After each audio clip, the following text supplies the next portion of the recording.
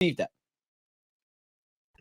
Yeah, generally do, because Zubamendi is gonna happen. Zubamendi and Kepa's already done. Norgard's gonna happen. Mascara looks possible. Gyökeres is very close. It's pretty much gonna go down to, is it gonna be Madueke and Eze, or is it gonna be Rodrygo and Eze? And if we come out this window with Rodrygo, Gyökeres, and Zubamendi, forget about the rest. That already is up there with one of our best windows in our club's history. In your heart, do you think we get Eze, Rodrygo, and Gyökeres? This is the thing. I don't know if it's possible to get Eze and Rodrygo, but the only thing that makes it possible is the 20 million a year installments. Could that be the difference between us getting Rodrygo and Eze? Because, bro, I go on social media right now, from the Real Madrid side of things, they're saying Man City need to sell Grealish. They're saying Liverpool need to sell Luis Diaz. They're saying PSG have no chance of getting Rodrygo.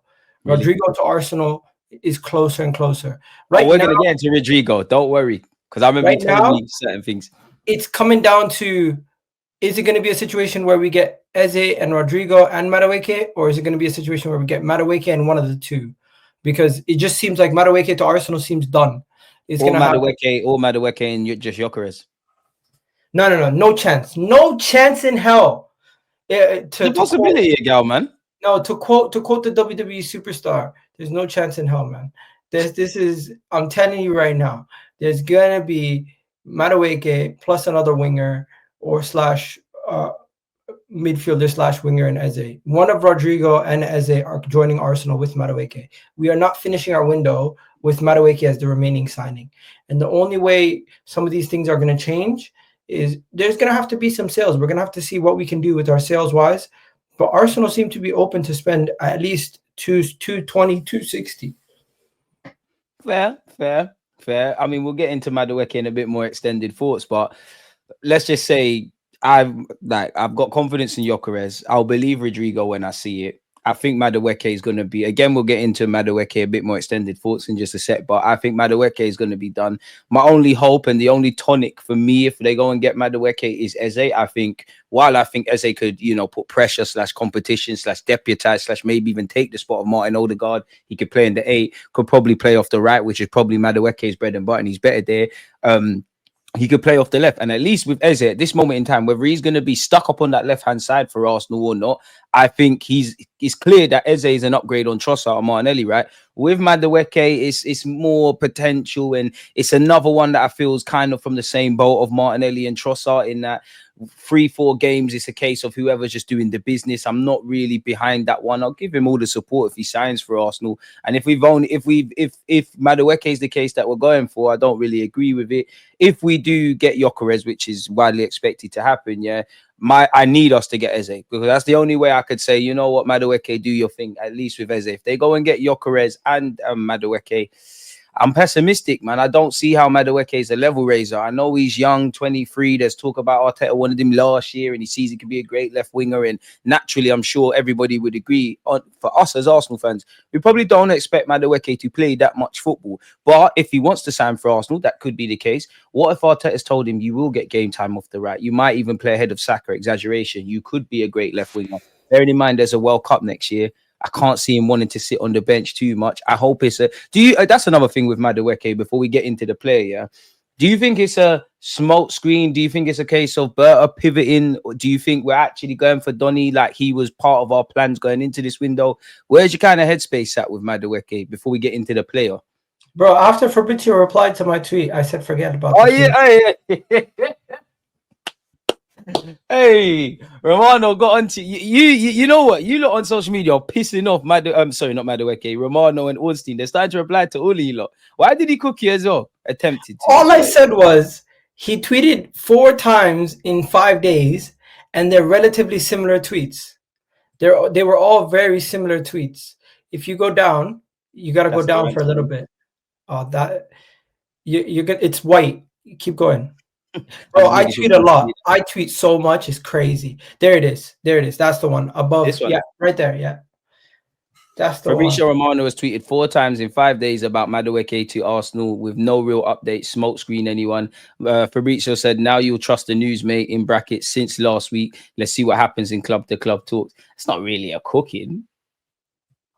Not really cooking, but naturally, the fact that Romano's replied to, oh, Egal's getting cooked, it's not really cooking. It's not really cooking. No, Still. but I did pull up all 4 tweets where he's basically saying, short list.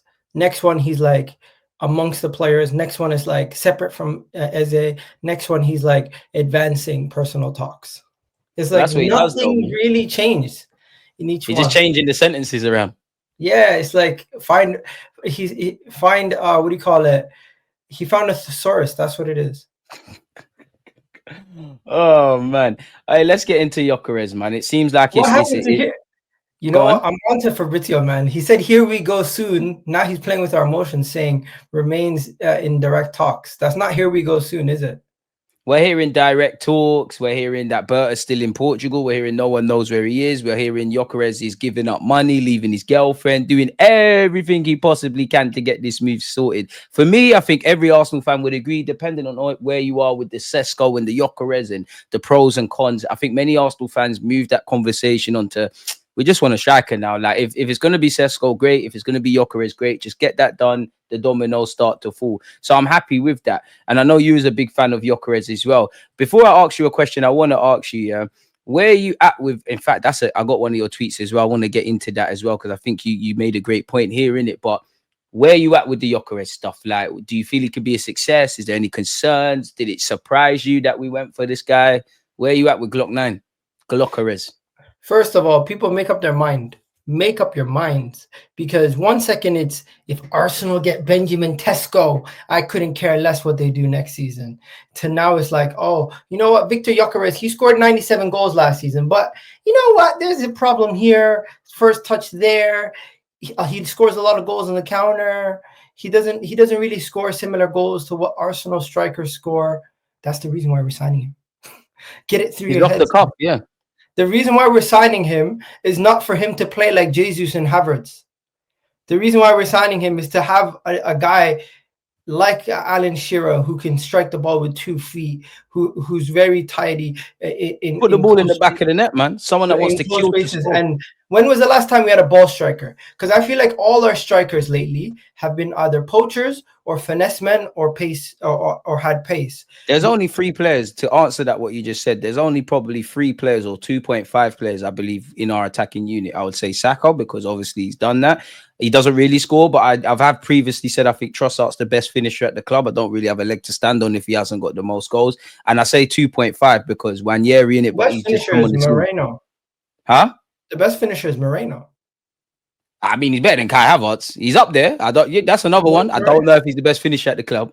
17 games, Deluded, 7 goals, 2 assists at striker. Yeah, big him up for that. He's very intelligent, but best finisher. So if you think we can get that production out of Moreno, if you want to pull up the tweet, I even have the image of Moreno's goals and everything in the what images. tweet is this?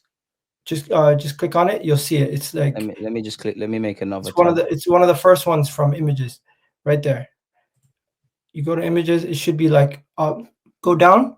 I use this as the thumbnail, completely off topic. Yeah, you're funny when you find these things funny.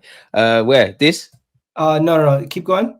I just gonna throw some Man United slander in there. Oh, I cooked him. Go to Moreno. But I can't see right there. There you go. If you believe this is what Arteta could do with Moreno as a false 9, why do you have concerns that Viktor Gyökeres will not acclimatize to Arsenal or the Premier League? This is a man who scored more goals in the Championship than Ollie Watkins, than a bunch of these guys. So I'm not too concerned, really and truly. Like, we seen what we are capable of doing in the final third with our team when our players are clicking. And this is a guy who's going to be having penalties. By the way, hasn't missed a penalty in Sporting. He's 17 for 17. Well, but Egal, he hasn't scored any headers. Oh, that don't worry about that. You know why? Because in case you didn't realize, Mbappe don't score too many headers. He does bicycle kicks. You don't necessarily need to strike the always head the ball in. We got all them other players for that head and stuff. Football's played on the floor. Nobody's perfect. Bro, Just put I the ball seen in the the back of biggest the net. buzz online. Gunnar Soul said his head game is terrible. I'm like, yo, Yeah, relax, why bro. for that? Why for that? That's crazy. Relax. What are we doing? That's crazy. People need to think before they speak. That's dark. I'm like, you gotta chill out. But yeah, honestly, we don't necessarily need to worry about him being able to head the ball into the back of the net because one, he is one of those players who he's ambidextrous. He can get the ball with one foot and strike he's it born to score goals. That's the team that foot. I'm with for. We got a man that's gonna die to score goals. And you know, when you look at Gyökeres, yeah, you see free kicks, you see general play, you see wide play, you see hold up, you see all of them kind of things. That's great, and I love that about him. But Egal can only speak for myself. Do you know what I like the most? It's the unglamorous finishes. You look at anybody who gets 20, 30 odd goals, it's the little tap-ins and the ones that are not going to be goal of the season, but they might turn our 14 draws into 7. We just need somebody, like what you said, that can strike a ball properly, respectfully to our players, like a grown man. Just put the ball in the back of the net. That's it. And I want to ask you this as well, Gal, yeah? I feel there is a small section of our fan base, mainly the tacticals and all of this, that are experts on the systems. It feels like they're nitpicking at Gyökeres and they're quite upset that we're not getting Sesko. Like, what do you make of that? Because I feel everything they say in relation to, and this is coming from, as you know, I like Sesko. Are you talking about no new things, for example? Pardon me? Are you talking about accounts like no new things, Alex? Just everyone. Not Alex, because Alex has been. I had Alex on the stream yesterday. He said that obviously he's cool with Gyökeres. He has concerns, but I feel mainly on social media there's a lot of nitpicking about Gyökeres. Now I'm not against that. Obviously, you want to know the strengths, the weaknesses, and all of those kind of things. But I just feel there's a bit of negative copium. Like they're trying to find reasons as to why this can't be a success. Because I think personally, they got wet dreams over Sesko, and I personally think I like Sesko. I feel people are harsh on the 13 goals because he played a kind of facilitative role, but everything you have about concerns with Sesko, with Gyökeres for them, it has to apply to Sesko because at least this guy's got, in terms of scoring goals, there's a body of evidence. I know people are going to say, oh, the German league is higher than the Portuguese league. All right, cool. But he's also done this in the championship, which is ranked statistically in Opta just outside the traditional 5 leagues. So I'm not saying he's perfect. I'm not saying there isn't concerns, but you can't have all of this kind of optimism that Sesko is going to work, where it's really just based on potential and how he ties into the system, and then act like Gyökeres is shit. If I guess what I'm getting at, bro, like you wouldn't think Gyökeres has 50 million goals or whatever he's done. Like you wouldn't. You know what it is? It's very simple. It's Player FC. You have spoken so much about Sesko. You can't just change your mind on Gyökeres that quickly. It has to be a gradual thing. Same way how if we end up signing Noni Madueke, a lot of people are not going to like it, but doesn't mean they have to like it right away. Eventually, they might it might grow on them. Same way how Havertz. There are some people who are very much for Havertz. There are some people, when we signed Jesus, they didn't want Jesus, they wanted Isaac. I remember I was one of those people who wanted Isaac over Jesus, and it looks like we made the wrong decision there. So I don't think whatever happens from here, there's going to be people who told you, I told you so. There's people who love to say everything that the club does, they're going to predict it. And when it goes wrong, they don't necessarily are happy. Like, no shade to no new things. He's one person who, whenever something he predicts, he glorifies it. And when something doesn't go the way that he predicts, he goes and doubles down and says, yeah, the club's finished. I don't know who that is, respectfully to them.